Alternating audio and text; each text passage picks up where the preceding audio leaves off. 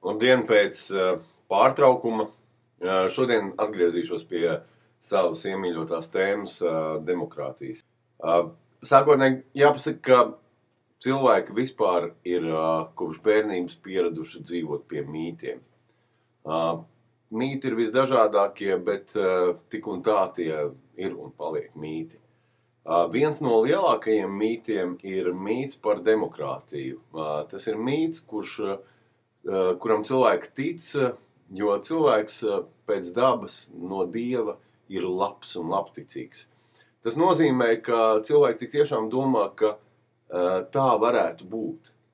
Demokrātija ir ilūzija, kuru cilvēks sev izveido, un pats šis demokrātijas institūts, ja mehānisms, ļoti aktīvi šo ilūziju cilvēkos pastiprina ar dažādiem lozungiem. Bet šodien nerunāsim par lozungiem, bet par to, kā tas reāli strādā, un to mēs visi savā dzīvē esam pārbaudījuši. Nu ko, vai tiešām notiekošais liecina par to, ka demokrātija ir tautvaldība, tas tā latviski tulkotos. Nu, vai tad mēs, latvieši, esam gribējuši tādus likumus, kuri mūsu valsti nostāda šobrīd Eiropas nabadzīgāko valstu priekšgalā? Vai tad tiešām tā saucamais veiksmes stāsts ir redzams mūsu ikdienā un uz ielas, vai tas, ka 5. daļa mūsu tautas ir emigrējusi piespiedu kārtā, izbraukusi trimdā no Latvijas, ir mūsu tautas vēlme, vai mēs tik tiešām ļoti gribējām iestāties Eiropas Savienībā, vai mēs gribam eiro naudas zīmi? Nē. Protams, ka nē. Un katrs no mums to zina, vai lielākā daļa. Taču mums visu laiku tiek pierādīts pretējais. Mēs nezinām, kas notika ar Paregs banku, kas stāv zem tā visa apakšā. Respektīvi, mēs iespējams to nojaušam, bet ciparus mums nesniedz, kas tā ir par tautvaldību.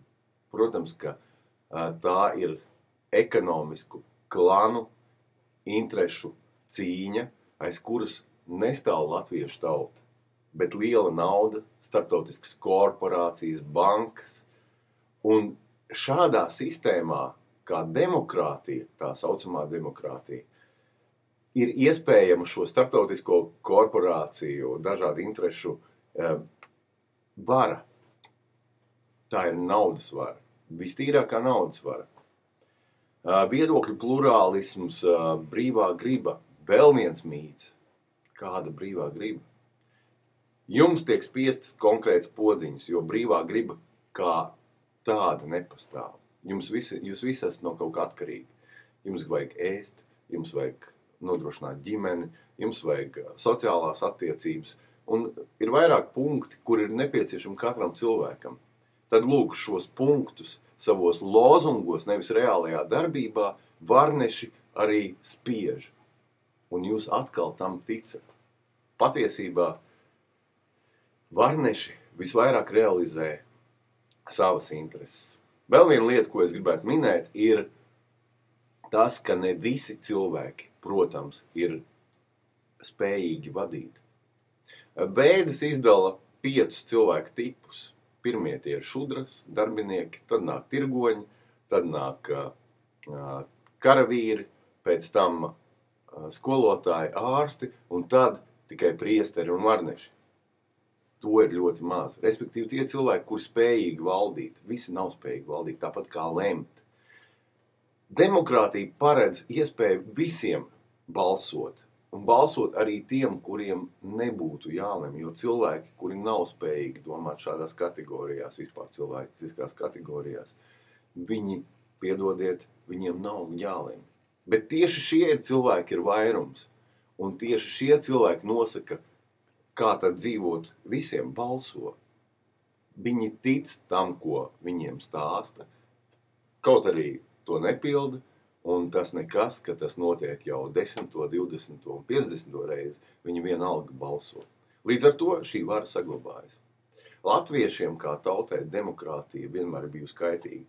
Un, ja mēs paskatīsimies vēsturē, mēs redzam, ka tieši demokrātiskie tā saucamie periodi ir periodi, kad mēs visvairāk savstarpēji esam cīnījušies, kodušies, rējušies un tērējuši savus resursus. Bet tad, kad mūsu tauta, mūsu valsts ir bijusi vienvadībā, tad, kad nav bijusi šī savstarpējā saķeršanās, mēs esam bijuši vienoti un mūsu ekonomiskie tautsēmniecības panākumi, arī visādi citādāk panākumi ir bijuši krietni augstāki. Pēdējais, ko es gribētu teikt, ka demokrātija nav tik būtiska un nav tik svarīga mums kā politiskā atbildība. Un nekas tā nesakārto valsti, nekas tā nesakārto sistēmu kā cietumi un karātavas. Tikai tad, kad valdnieki ir atbildīgi savas tautas priekšā un likuma priekšā, vienā, tāpat kā vispārējie, kaut kas var mainīties uz labu. Šobrīd notiekošais Latvijā mums skaidri un gaiši parāda, ka tā nav.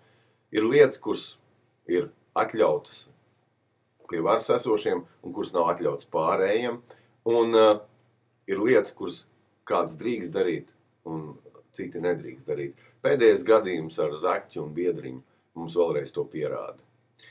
Tas bija mans viedoklis, mana replika par demokrātiju. Es nekautrējos no tā, es esmu nedemokrāts, jo demokrātija kā šādu sistēmu, kā tā strādā šobrīd Latvijā, es neuzskatu par demokrātiju. Tā vienkārši ir fikcija.